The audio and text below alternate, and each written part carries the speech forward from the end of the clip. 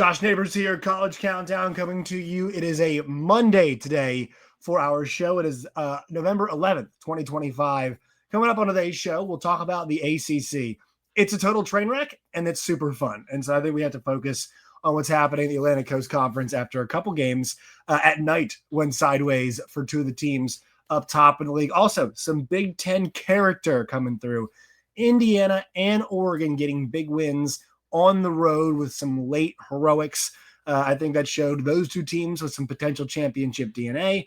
Also, we'll look at next week's lines brought to you by our friends at Draftkings. I am Josh Neighbors. Once again, it's the College Countdown podcast. You all can find us wherever y'all get your podcasts and on YouTube as well. Massive temperature drop here in Arkansas. My face is all dry. I just got my workout done. Starting to get congested, so we're all over the place. But glad to be coming at you all on a Monday. Like the video, sub to the channel, leave your comments, your questions, and please sub. That's the best thing that you guys can do to help the channel, 100%. And also, if you guys can't watch us on YouTube, find us wherever y'all get your podcasts. All right, so this week college football is done. Every team's got about 3 games. I think every team's got 3 games left. A couple teams have a late second bye. So I know, I think Vanderbilt's only got 2. But most teams have those 2 games left, or 3 games left, rather. So plenty of time for these teams to kind of still sort some stuff out. But the one thing that caught my eye this weekend over everything else was the ACC. I mean, just a total mismatch of things happening. And namely, what you had was, Clemson finally showing up looking good against FSU, which, I mean, the 24-10's relative. And we think that game would be the big one, right? But that game's a footnote. Clemson and Florida State happening in this weekend of ACC football is a footnote to the fact that we had Virginia lose 16-9. Chandler Morris gets knocked out of the game. And then Cal rallies to beat Louisville. And starting this week, these two teams, Louisville is at 4-1, and then Virginia was at 5-0.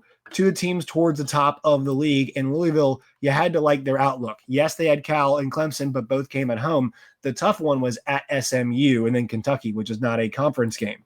So you kind of like the way things set up for them. The other teams that you're paying attention to, SMU, 5-1. They've been so good in conference and starting to come on a little bit more since their 13-12 loss at Wake Forest, but their games have been tight. But they had Louisville and at Cal. They played BC and beat them pretty good. But that Louisville game was kind of the one that we thought could really decide things in this conference, with at least those 2 teams in respect to how they were going to play things out. And for Louisville, the big thing was for me, and also Duke, I want to mention Duke. Shout out to Duke, 5-4, but in the ACC, and they lose to UConn, who's 7-3 now.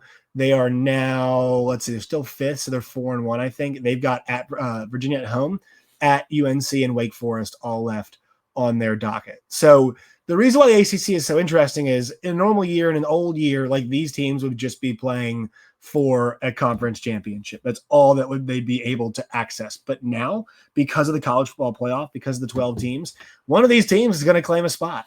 Georgia Tech's 5-1. Virginia's 5-1. Pitt's 5-1. SMU is 5-1. Duke is 4-1. Louisville is 4-2. Miami is 3-2, and then you got a bunch of teams with 3 losses. But really, the 2 lost teams are the only ones that can make it. Now, Miami, rest of the way here, they've got NC State at Pitt, at Tech, and then at Pitt. So plenty of chances for a stumble as well. But the big one that's been coming on recently is the team that didn't play this weekend, Pitt. They are 7-2, 5-1 overall. Obviously, they made the quarterback change, and since then, it's been 5 wins in a row. They won those games against Boston College by 41, at FSU by 3, at Syracuse by 17, against NC State by 19, and then at Stanford by 15. And the offense has been so much better. They made the change to Mason Heischel. Heinschel, excuse me, is how it's pronounced. But, I think just a bit more dynamic for them. I'm not saying he's some unbelievable runner, but just the offense feels like it's operating on a more even playing field, a more, everything's kind of a bit more efficient with them. They've done a great job of spreading the football around, throwing it. And they've got Notre Dame this week. They're at Georgia Tech and Miami. But I feel like they are out of the teams at the top, it's a team I trust the most right now, at least their form the most. The problem is they have the hardest games. Even if you take away Notre Dame this week, which is on ABC and College Game Day, they're still at Tech and they still have Miami. Now, this does open the door for a situation where they could end up getting in at 10-2 if they're not a conference champion, but I doubt it because they lost at West Virginia. The Louisville loss at home doesn't certainly kill you, especially because you're a different team since the QB change.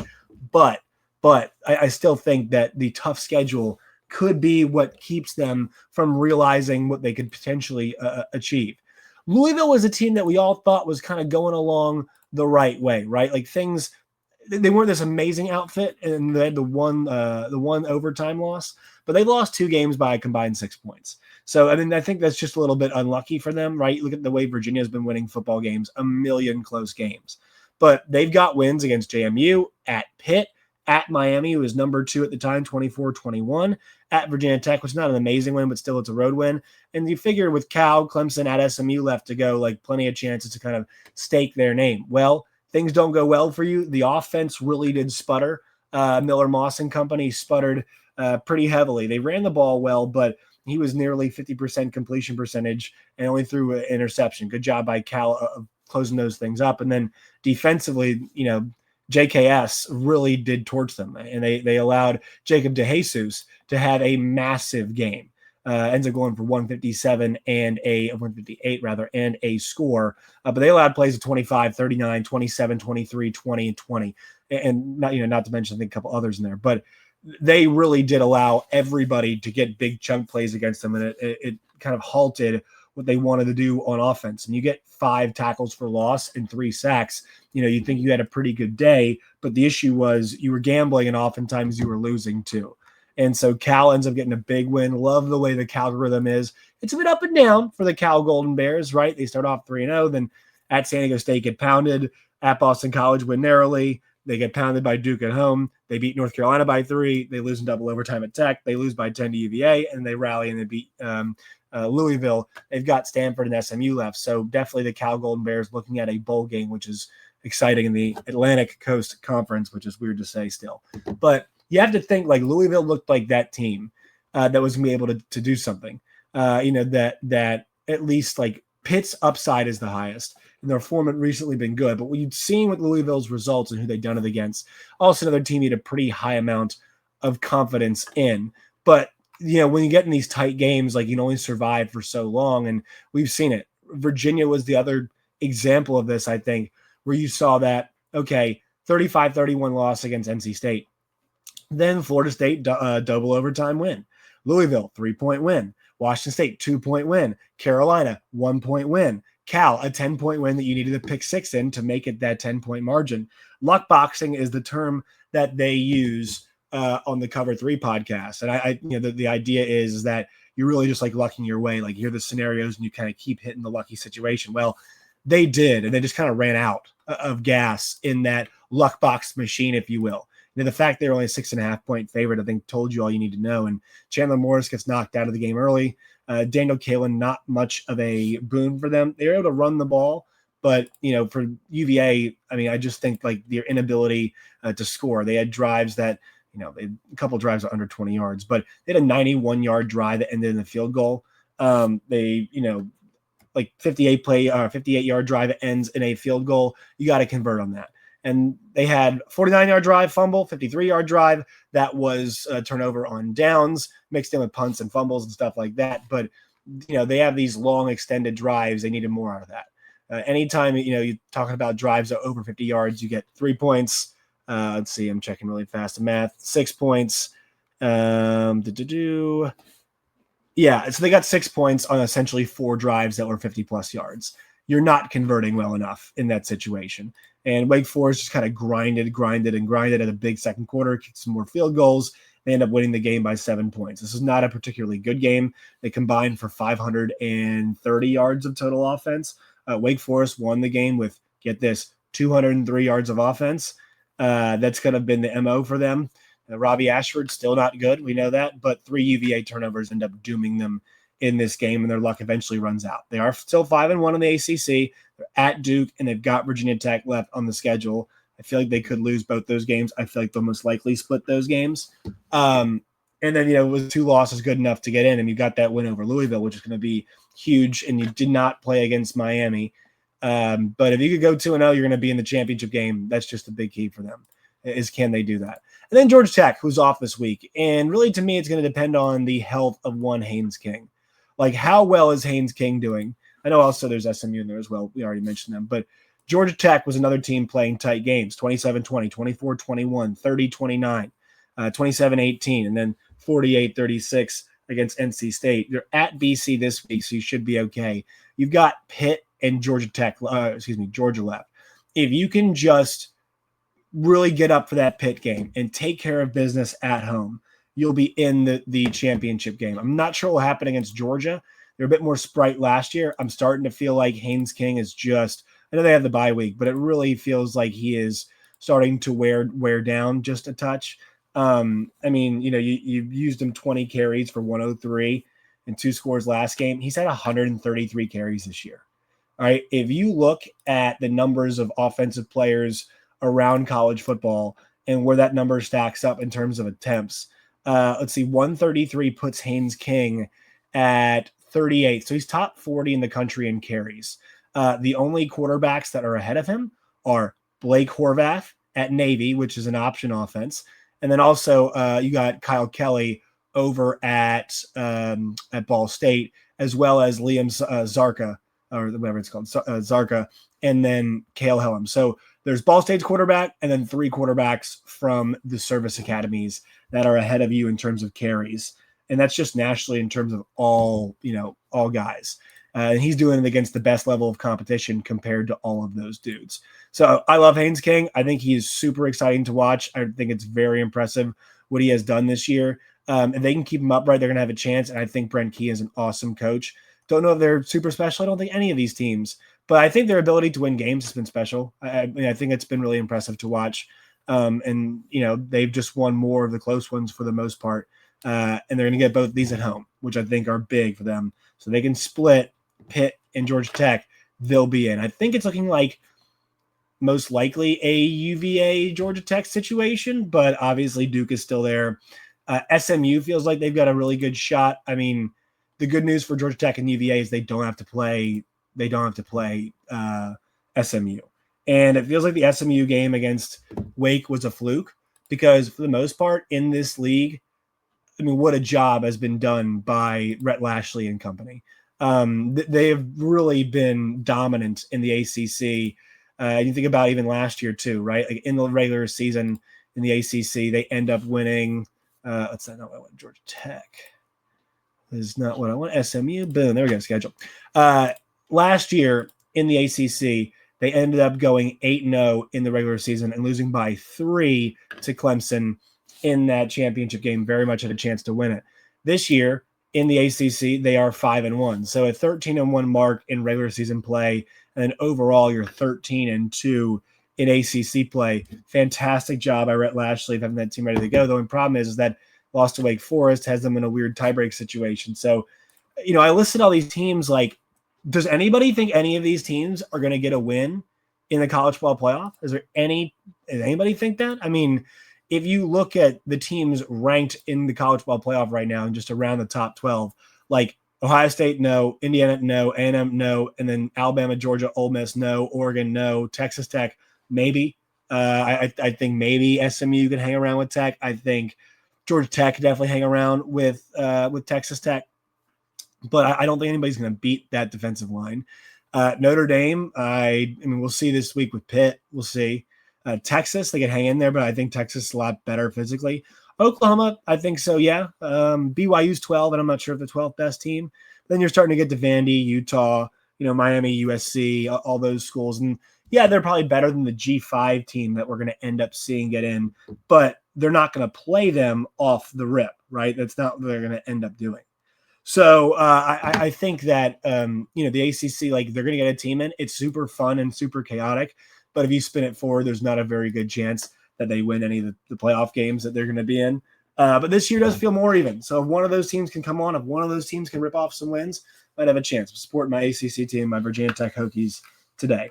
All right, let's get a word from our friends at Draftkings. One play can change a season. One upset can silence a stadium. With every snap, the stakes get higher, and no one brings you closer to the action than Draftkings Sportsbook, the #1 sportsbook for live betting. From live betting to odds, boosts, and so much more, DraftKings Sportsbook has everything you need to stay in the action from kickoff to the final whistle. New customers, this one is for you. Bet just $5, and if your bet wins, you'll get paid out $300 in bonus bets instantly. Own every Saturday with DraftKings. Download the DraftKings Sportsbook app and use code NEIGHBORS. That's code NEIGHBORS to turn $5 into $300 in bonus bets if your bet wins. In partnership with DraftKings, the crown is yours. And one more word from them. Gambling problem? Call 1-800-GAMBLER. In New York, call 877-8-HOPE-NY or text HOPE-NY 467-369. In Connecticut, help is available for problem gambling. Call 8887-897777 or visit ccpg.org. Please play responsibly. On behalf of Boot Hill Casino and Resort, Kansas. 21 plus age and eligibility varies by jurisdiction. Fees may apply in Illinois, void in Ontario. Bonus bets expire 7 days after issuance. See sportsbook.draftkings.com/promos. NFL Sunday ticket offer for new subscribers only and auto renews until canceled. Digital games and commercial use excluded. Restrictions apply. Additional NFL Sunday ticket terms at youtube.com/go/NFL Sunday ticket/terms. Limited time offer. All right, folks, let's talk about the Big Ten teams. Let's get to the Big Ten. The Big Ten Grinders. Excuse me. All right. Big Ten Grinders. So the great pitchers, every baseball fan, you know this. The guys who are able to battle and compete without their best stuff. Max Scherzer was always so good at this. I really think Justin Verlander was awesome at this as well. Just knowing how to operate even when your stuff's not at 110% capacity. You're not firing all cylinders. That was Indiana this week. This was not the best Indiana effort that we've seen. They had struggles running the football. The longest run of the day they had was 18 yards from Fernando Mendoza. And they were able to still, despite that, move the ball down the field, score a touchdown late in the game, win the game, right? The defense in that second half, you're a little worried about. Just a little bit concerned about that because I think the run defense for the most part was pretty good on the day. But being forced to 2 turnovers was good, but for me, like you let them succeed on 3rd and 4th down. They were combined 9 of 16 on 3rd and 4th down. Penn State was. They're a little bit better than in that category. They outgained you as well in this game.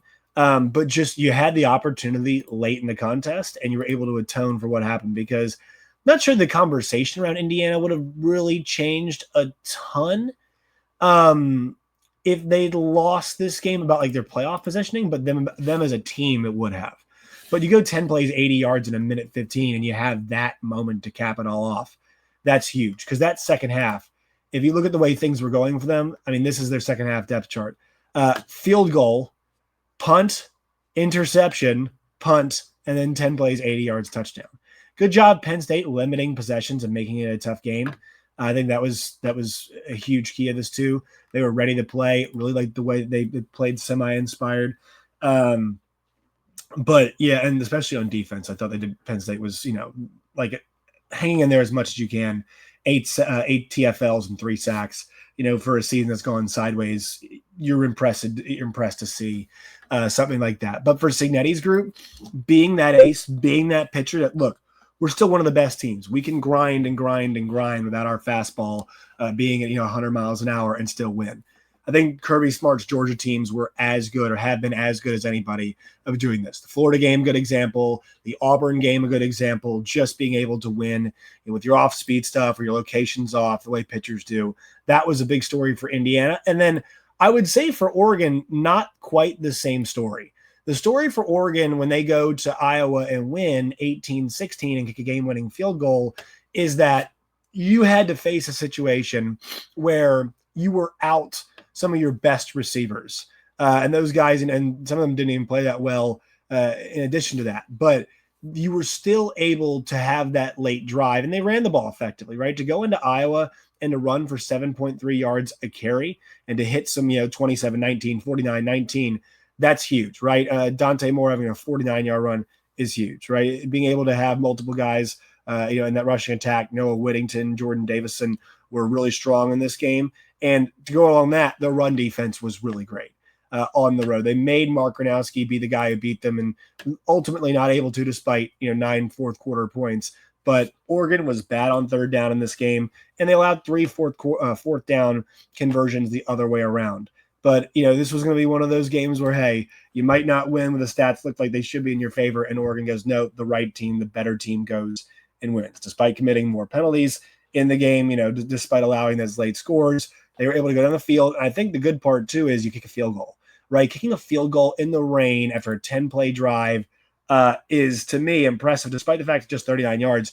In those conditions, that's what I like to see. And see Dante Moore rally back, in that half was big time, because Iowa goes 12 plays, 93 yards, and scores a touchdown there late in the game. Like, you give up one really terrible drive in this game. That 93 yards out of the, 239 they had total, right? You were pretty much lights out the rest of the way on defense. Iowa gets a safety. Oregon got the safety, but Oregon followed up with the interception. But Iowa had 10 plays, 75-yard drive, and then they had that long touchdown drive. So you really weren't giving it up too much in between. So great work from the Oregon defense to win that game. And I don't know how good Oregon is. I don't know if they're a national championship level team. They've got USC and at Washington, as well as Minnesota at home left to go. But that 10-point loss against Indiana is still the only real blemish on their resume. And so I think this was a quality win for building for them towards the back end of this season. But I like that out of this outfit this week. I think that's something that we should be commending. You might say Iowa, they weren't really that good. No, I like grind wins like that. I think that's something that you hang your hat on in a situation like that. Like, we don't have to poke holes and always say something's wrong. Acknowledge realities, which reality of Washington, woof. But yeah, I think you have to acknowledge, like, this was a really good, strong, quality win for them. And it shows, Washington did the opposite, right? They're 6-3 now. And that was a big opportunity for Washington to go on the road and keep building and be 7-2, but not able to do so, and basically knock themselves out of the Big Ten title race effectively in a playoff spot effectively as well. Oregon did not have that happen. So I think they should be commended for that. All right, we'll look some early lines here. The Draftkings Sportsbook. Get you all an early edge, because I saw some stuff I already liked way ahead of time this week, and I'll pull that up now. Share screen. Dun, dun, dun. So you look, there's the action, as they say. But Louisville, 3-point favorite against Clemson on a Friday night. I love Louisville's chances to go out and win that game.